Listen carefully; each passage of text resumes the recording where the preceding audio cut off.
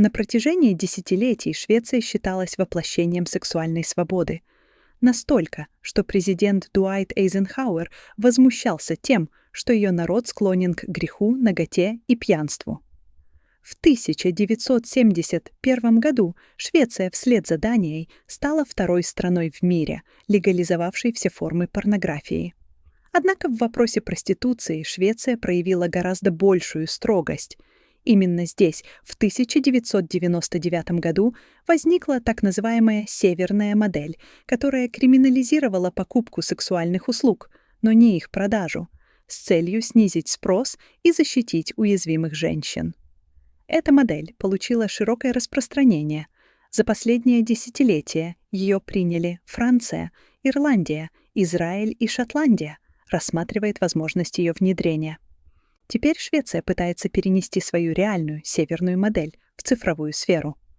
1 июля вступит в силу новый шведский закон, который криминализирует оплату за участие в живых порнографических трансляциях на таких платформах, как OnlyFans, наиболее известной за счет контента для взрослых.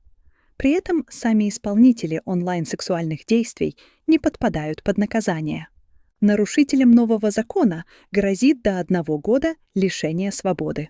Новый закон вступает в силу на фоне того, как все больше секс-работников осваивают технологии и переходят в онлайн.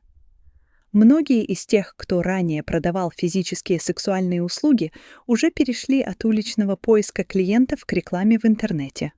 В последние годы все большую популярность набирает продажа виртуального секса. Покупка сексуальных услуг и контента также стала проще и более приемлемой, чем когда-либо. 14% молодых американок заявляют, что готовы продавать контент на платформе OnlyFans.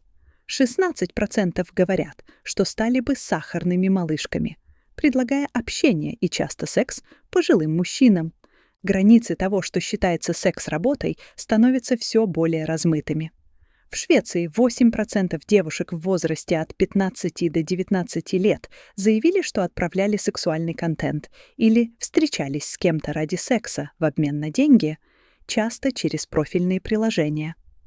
В эпоху, когда секс и отношения все чаще приобретают откровенно транзакционный характер, многие представители нынешнего поколения вовсе не считают свои действия секс-работой.